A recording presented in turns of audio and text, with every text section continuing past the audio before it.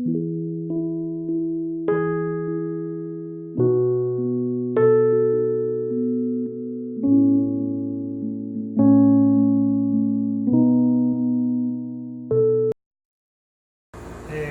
con la exposición, podemos decir que la organización administrativa hay demasiados estudios que hablan sobre ella. Podemos decir que el taylorismo, el maquinismo, el fallolerismo son teorías que se aplican a la organización, a la organización administrativa, pero no tanto al rendimiento o a los aspectos jurídicos. Se enfocan más a los aspectos de rendimiento como tal. Pero tal es el caso en la administración, donde de una u otra manera debemos afianzar las políticas que vamos a ejercer directamente en el Estado. Entonces, para eso tenemos la organización administrativa, que es el caso donde de una u otra manera el Estado va a implementar la estructura y va a ordenar las diversas unidades administrativas que dependen del poder ejecutivo, directa o indirectamente, a través de relaciones de jerarquía, dependencia, para lograr de una u otra manera la ejecución y efectividad en la direccionalidad de las políticas. Entonces, en otra de las definiciones tenemos también que de una u otra manera podemos decir que la organización administrativa es el conjunto de competencias que será ejercida por una persona física que al actuar dentro de sus atribuciones va a generar unas funciones que van a ser conferidas para producir la imputación como tal. Tenemos el caso del órgano jurídico y el órgano físico. Otra de las teorías o de los conceptos podemos decir que los individuos son singular o corporativamente investidos a través de la Constitución mediante procedimientos que lo van a investir como tal, para de una u otra manera llevar la voluntad del colectivo a través de una persona. Dentro de la teoría del órgano es común y corriente que muchos autores definan al órgano como tal en institución y se refieran al mismo órgano como individuo. Entonces se hace la aclaración de estas dos acepciones. Tenemos que en el órgano de institución es el que se hace con la persona jurídica. La persona jurídica nace como nación a la vida como consecuencia de la promulgación de la Constitución Bolivariana de la República de Venezuela, en este caso. Y es uno de los aspectos fundamentales que no cambia su sustancia ni se modifica con los cambios de los órganos de los individuos. O sea, se va el individuo, pero el órgano permanece allí.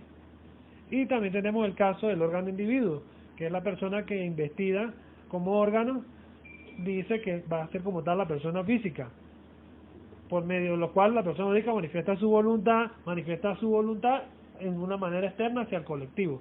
Y esta persona tiene la característica o sus fundamentos que son mutables, cambian, pueden faltar en un momento dado, o sea, puede otra persona sustituirlo. Caso tal que con el órgano de institución, a partir de que es promulgado a través de una ley, se va a permanecer en el tiempo. Muchas gracias.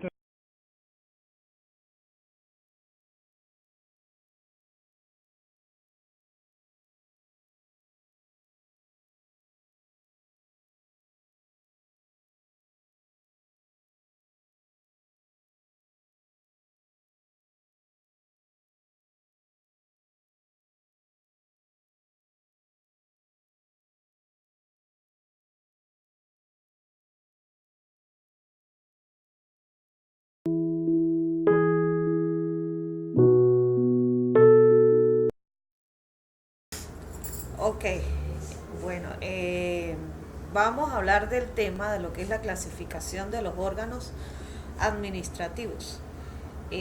Con ellos podemos encontrar los que son formales, los que son reales y los que son históricos. Los formales podríamos decir que se refieren a los diferentes tipos de textos normativos, como son la Constitución, las leyes, los tratados, los reglamentos y acuerdos y circulares.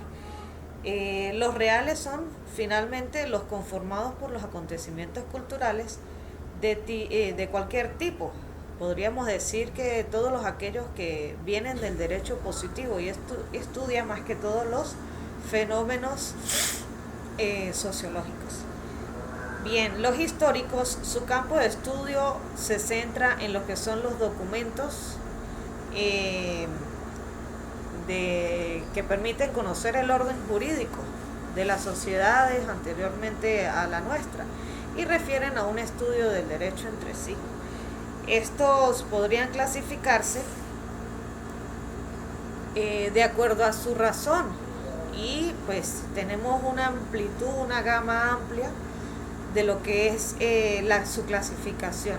Podríamos decir que se clasifica principalmente de acuerdo a la razón de su origen, a la razón de su esfera de acción, al número de personas que lo integran, al orden de su jurisdicción, eh, de acuerdo a la razón de la materia al cual se refiere y en razón a su dependencia. En este caso, pues vamos a hablar principalmente en razón a su estructura. Se clasifica en simples y en complejos. ¿Cuáles son los simples? Son todos aquellos órganos que son indivisibles, por ejemplo, el órgano de la Presidencia de la República, tanto así.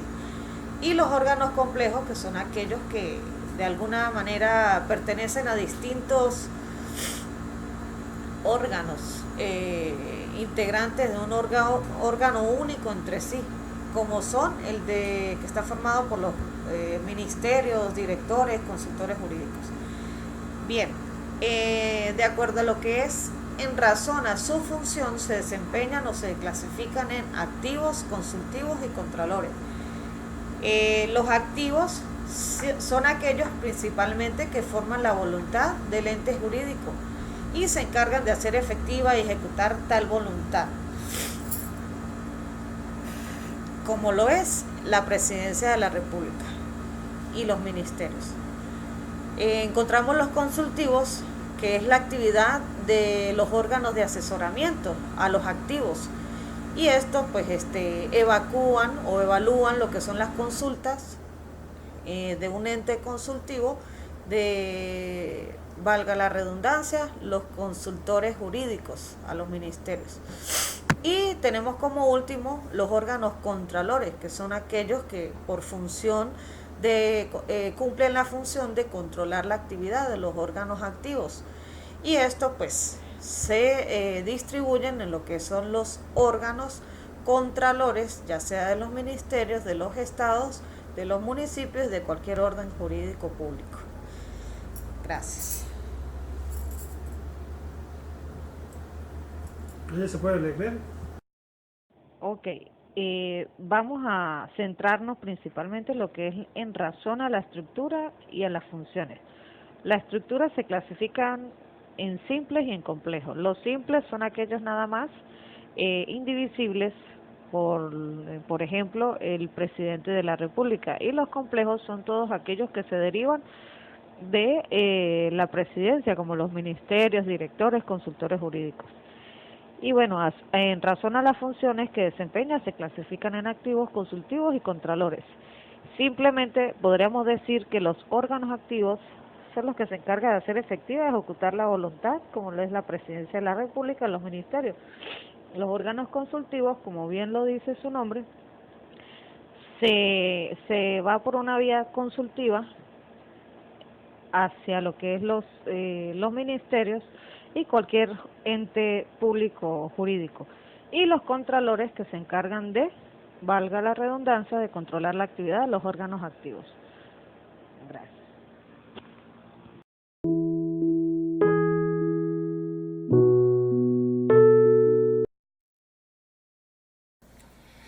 Continuando con los elementos del órgano, se va a considerar, de acuerdo a la teoría del órgano y de acuerdo al criterio del maestro Sayagüez Lazo, tres elementos principales o fundamentales, como lo son la competencia, la fórmula y la voluntad humana. La competencia se refiere a las atribuciones y potestades que ejerce el órgano, para cuya finalidad fue creado. Cuando el ente jurídico se estructura en su organización, sus potestades y sus atribuciones son distribuidas entre los diferentes órganos que lo competen. Esas atribuciones y esas potestades es lo que se conoce como competencias. En cuanto a la forma, se refiere a cómo el órgano se estructura en distintas formas, valga la redundancia. Puede ser individual o unipersonal, o colectiva o pluripersonal, ya sea que están formados por una sola voluntad o varias voluntades, actuando colectivamente o colegiadamente. Un ejemplo de órgano unipersonal sería la Presidencia de la República, cuyo único titular es el presidente de la República. En consecuencia, el tercer elemento es la voluntad humana. Esta sería la que le da vida y acción al órgano. El titular del órgano, cuando actúa como su voluntad, le da vida al órgano y expresa así la voluntad del órgano mismo, por lo que su actuación se le imputa a la persona jurídica a la cual pertenece. Ahí clave muy bien el dicho donde las instituciones quedan y los hombres pasan. A continuación hablaremos de lo que corresponde a las clases de competencia. Las competencias se clasifican dependiendo de varios criterios, como el criterio de asignación de competencias, que lo clasifican carácter material, territorial, de grado o funcional, temporalidad o de tiempo. La de norma, modalidad de ejercicio, carácter exclusivo, de carácter concurrente, compartido. La de posición de órgano, titular de la competencia en el seno de la organización. En ese momento la jerarquía cae indicando el ejercicio de las competencias. Y el de carácter original o derivado de la asignación, que lo clasifica en propia, por delegación o a ocasión. La clasificación de las competencias según los criterios de asignación. En este caso, se clasifica en factor materia. Este factor se vincula a lo relacionado con la actividad desplegada por el órgano. El factor territorio determina el sitio o lugar donde el órgano puede actuar. El factor grado, que está vinculado a la jerarquía que existe entre los diversos órganos. Y el factor tiempo, que se refiere al momento de la competencia que debe ejercerse. Eso es todo lo que corresponde en lo que respecta a la competencia y lo que define al órgano. Por lo menos un órgano que tiene un territorio en el estado Zulia, pues no puede estar vinculado a el estado Anzoátegui o el estado Táchira. Muchas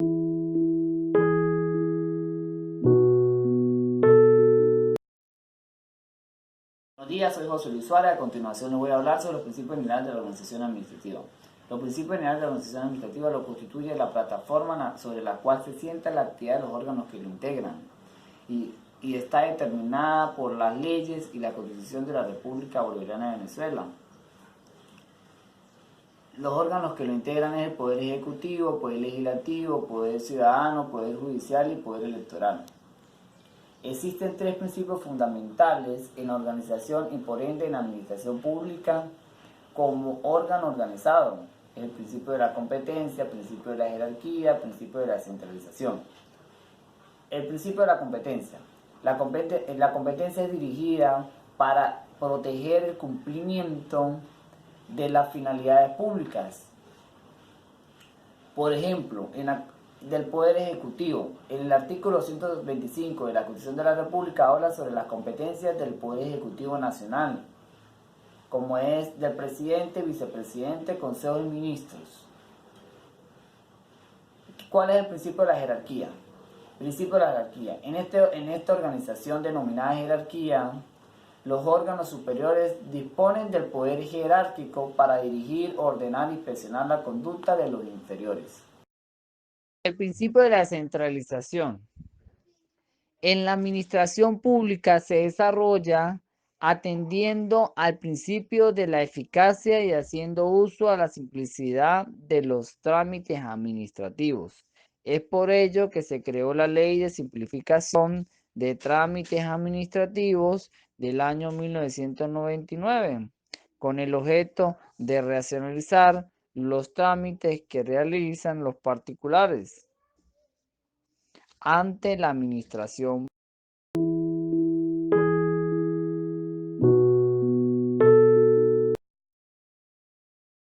Este principio tiene dos excepciones. La vocación consiste en que un órgano superior decide conocer de un asunto reservado a un órgano inferior. Este principio tiene tres condiciones. Cuando la norma aplicable al órgano lo autoriza expresamente, cuando no existiendo esa norma que autorice la vocación, esta sea procedente cuando la competencia asignada al órgano inferior no lo fuere en mérito de alguna idoneidad específica. Cuando no existe establecido un recurso que puede ser interpuesto ante el órgano superior con respecto a lo resuelto por el órgano inferior.